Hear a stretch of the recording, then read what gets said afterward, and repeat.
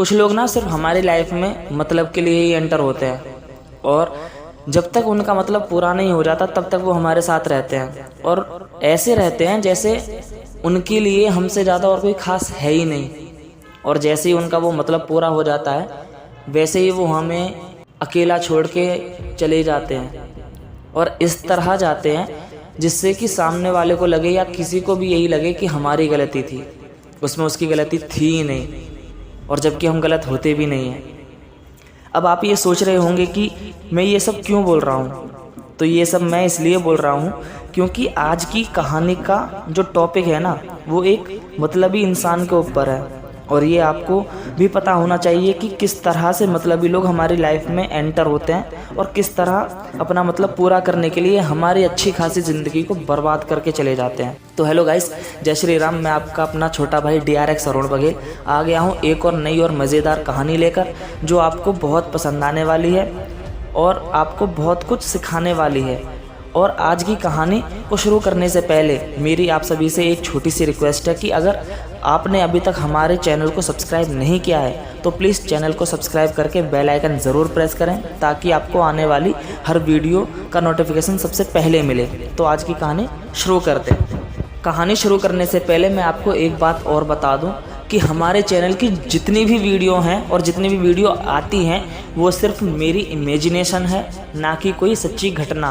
और हर वीडियो सिर्फ आपके एंटरटेन के लिए और आपको कुछ ना कुछ सिखाने के लिए होती है, ना कि किसी के दिल को ठेस पहुंचाने के लिए और ना ही किसी को दुखी करने के लिए। तो अब कहानी शुरू करते हैं। ये कहानी है एक 21 साल के लड़के विशाल की, जो देहरादून में अपनी छोटी सी फैमिली के साथ बड़े प्यार से रहता था। विशाल ने अपनी 12th की पढ़ाई पूरी करने के बाद देहरादून के एक कॉलेज में अपने आगे की पढ़ाई कंप्लीट करने के लिए एडमिशन लिया।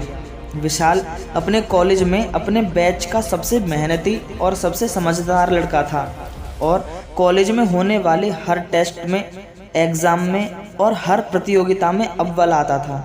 इसी वजह से विशाल से उसके बैच के कुछ बच्चे उसे पसंद भी करते थे और उसे कुछ पसंद नहीं भी करते थे। उन्हीं बच्चों में से एक लड़की और थी जिसका नाम था शनाया। शनाया अमीर ख़ानदान से ताल्लुक़ रखती थी और साथ ही साथ शनाया बहुत ही होनहार और बहुत ही काबिल लड़की थी। लेकिन शनाया होशियार और काबिल होने के साथ बहुत ही जिद्दी स्वभाव की लड़की थी और उसे कभी भी किसी से भी हारना पसंद नहीं था। लेकिन शनाया हर बार विशाल से कुछ ही नंबरों की वजह से पीछे रह जाती थी, जो शनाया को बिल्कुल पसंद नहीं था और इसीलिए शनाया विशाल से जलन महसूस करती थी। लेकिन विशाल शनाया से बिल्कुल अलग था और उसके मन में कभी भी किसी के लिए कोई भी जलन और कोई भी गलत भावना नहीं थी। विशाल जब भी किसी से भी मिलता तो वह उससे बहुत ही अच्छे से और बहुत ही प्यार से बात करता था। एक दिन जब शनाया कॉलेज के लिए जा रही थी तब शनाया की कार रास्ते में ख़राब हो जाती है और बहुत देर तक कोशिश करने के बाद भी शनाया की कार स्टार्ट नहीं होती। तभी उसी रास्ते से विशाल कॉलेज के लिए जा रहा था और उसकी नज़र शनाया की तरफ चली जाती और शनाया को परेशान देखकर शनाया के पास जाता है और शनाया से पूछता है कि क्या हुआ शनाया, तुम यहाँ, सब ठीक तो है? लेकिन विशाल के पूछने पर भी शनाया विशाल को कुछ नहीं बताती और विशाल को नज़रअंदाज करके चुपचाप खड़ी रहती है। विशाल ने शनाया से कई बार पूछा लेकिन शनाया ने विशाल को कुछ नहीं बताया। फिर भी विशाल शनाया से एक बार और पूछता है कि बता दो शनाया, क्या हुआ है, क्या पता मैं तुम्हारी कुछ मदद कर सकूं। विशाल के कई बार पूछने के बाद शनाया ने विशाल को बताया कि मेरी कार ख़राब हो गई है और कार स्टार्ट नहीं हो रही है। शनाया की परेशानी सुनकर विशाल कहता है कि बस इतनी सी बात, लाओ मैं कोशिश करके देखता हूँ। और विशाल शनाया की कार को देखने लगता है जिसे विशाल कुछ ही देर में ठीक कर देता है। शनाया की कार स्टार्ट हो जाती है। फिर शनाया विशाल से पूछती है कि तुमने ये कैसे किया। तो शनाया की इस बात पर विशाल कहता है कि ये तो मेरे बाएं हाथ का खेल था, क्योंकि मैंने कुछ समय तक कार के गैराज में मैकेनिक के रूप में 4 साल पार्ट टाइम जॉब की है।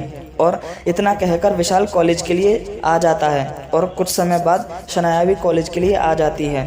फिर कुछ समय बाद कॉलेज में फाइनल ईयर की एग्ज़ाम का समय आता है और एग्ज़ाम आने से कुछ दिनों पहले से शनाया विशाल के पास आती है और विशाल से आकर विशाल से दोस्ती का प्रस्ताव रखती है और विशाल से बहुत ही प्यार से कहती है कि विशाल, क्या तुम मुझसे दोस्ती करना पसंद करोगे? और शनाया के इस दोस्ती के प्रस्ताव को विशाल ने स्वीकार कर लिया। अब विशाल और शनाया की दोस्ती को कुछ दिन बीत जाते हैं और धीरे धीरे विशाल और शनाया के एग्ज़ाम के दिन नज़दीक आने लगते हैं। एग्ज़ाम से 2 दिन पहले शनाया विशाल से कहती है कि विशाल, कल मेरा जन्मदिन है और मैंने एक क्लब में अपने जन्मदिन की खुशी में पार्टी रखी है और तुम मेरे जन्मदिन की पार्टी में आओगे तो मुझे बहुत खुशी होगी।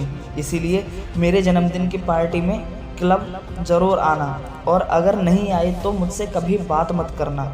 शनाया की इन बातों को सुनकर विशाल शनाया से बोला, ठीक है, मैं कल ज़रूर आऊँगा। और इतना कहकर विशाल अपने घर चला जाता है और कुछ देर बाद शनाया भी अपने घर चली जाती है। अगले दिन विशाल शाम को तैयार होकर क्लब चला जाता है जहां शनाया ने विशाल को अपने जन्मदिन की पार्टी के लिए बुलाया था। लेकिन जब विशाल क्लब में पहुंचा तो उसने देखा कि क्लब में शनाया के अलावा और कोई नहीं था। शनाया को क्लब में अकेला देखकर विशाल शनाया से पूछता है कि क्या शनाया, और सब लोग कहाँ हैं? यहाँ तो सिर्फ हम 2 ही लोग हैं और बाकी लोग कहाँ हैं?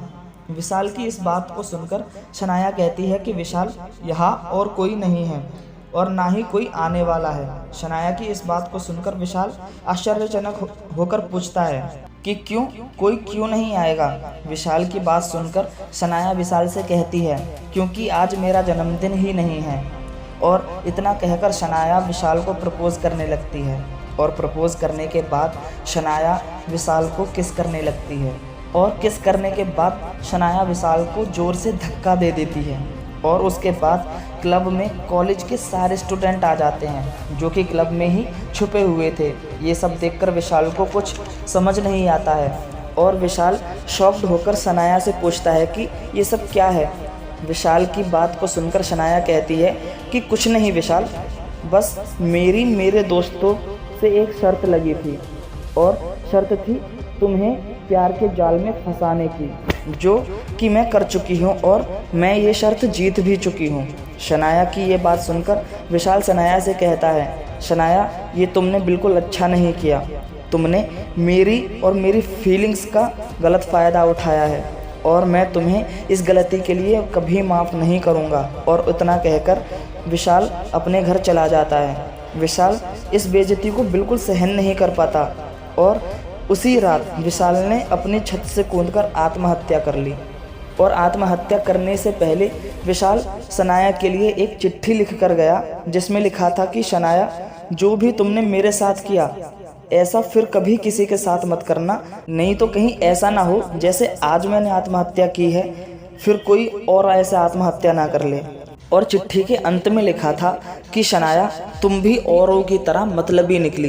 तो देखा गाइस कैसे कुछ लोग मतलब के लिए हमारी लाइफ में एंटर होते हैं और उस मतलब को पूरा करने के लिए कैसे हमारी ज़िंदगी बर्बाद करके चले जाते हैं। खैर, कैसी लगी आपको आज की हमारी कहानी?